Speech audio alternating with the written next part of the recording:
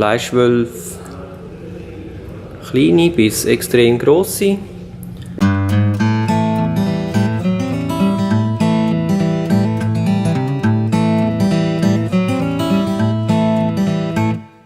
Guten Morgen, nach einem Tag Ausspannen, hier auf dem schönen Campingplatz in Markaryd.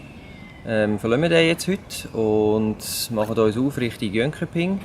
Dort wollen wir dann ins Husqvarna-Museum und ins Streichholzmuseum.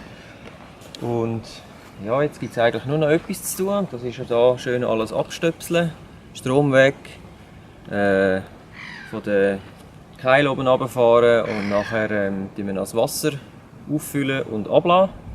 Und dann geht's los. Let's do it!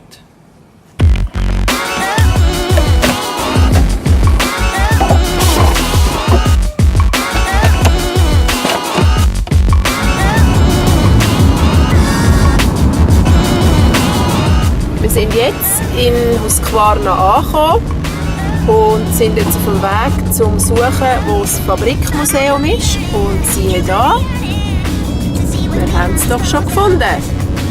Sehr schön.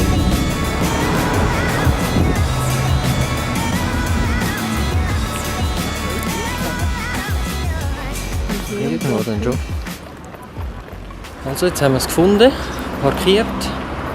Sonnencreme eingestrichen, weil den ersten Sonnenbrand haben wir nämlich schon gehabt. Jetzt gehen wir mal schauen, wo da der Eingang ist.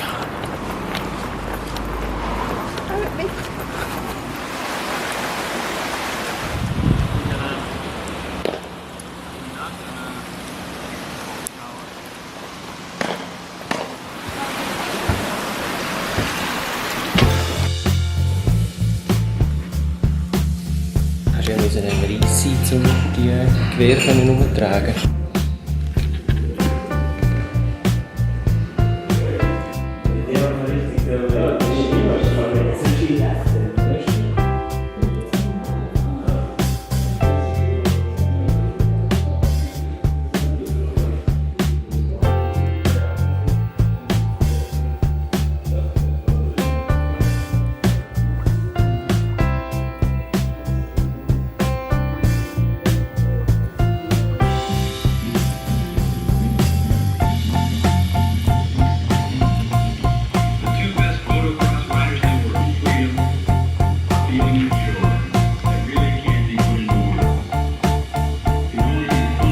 Das hier ist meine Jahrgang 1980.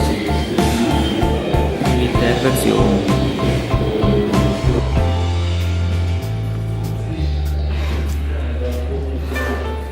Hier haben wir das Ganze mit Vorderradantrieb.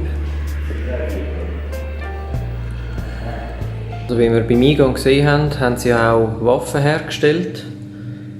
Das hier haben sie auch etwa mal Metallteile verziert. Zwar von Hand. Dreht haben sie es mit den Füßen und dann gekämmerlet. Und das hier ist jetzt das Porträt nachgestellt vom Hans Svensson. Vielleicht bin ich ja das in meinem vorherigen Leben.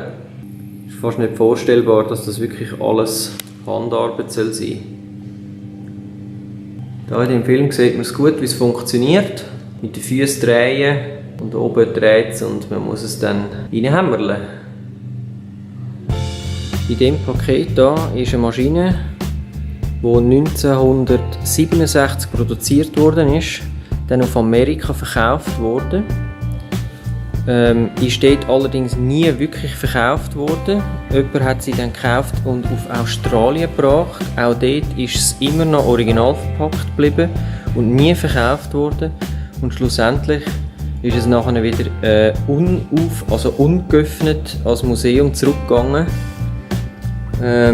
Ja, und die steht jetzt da und die wird wohl garantiert nie mehr ausgepackt werden. Aber es ist schon noch krass. Also, wenn man denkt, absolut fabrikneu.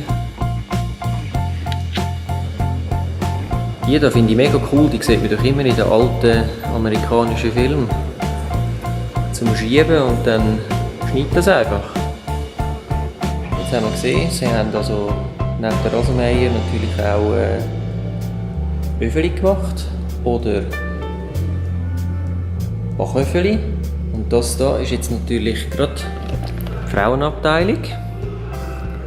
Es gibt hier auch Kochtöpfe und jegliche Art von Küchenmaschinen,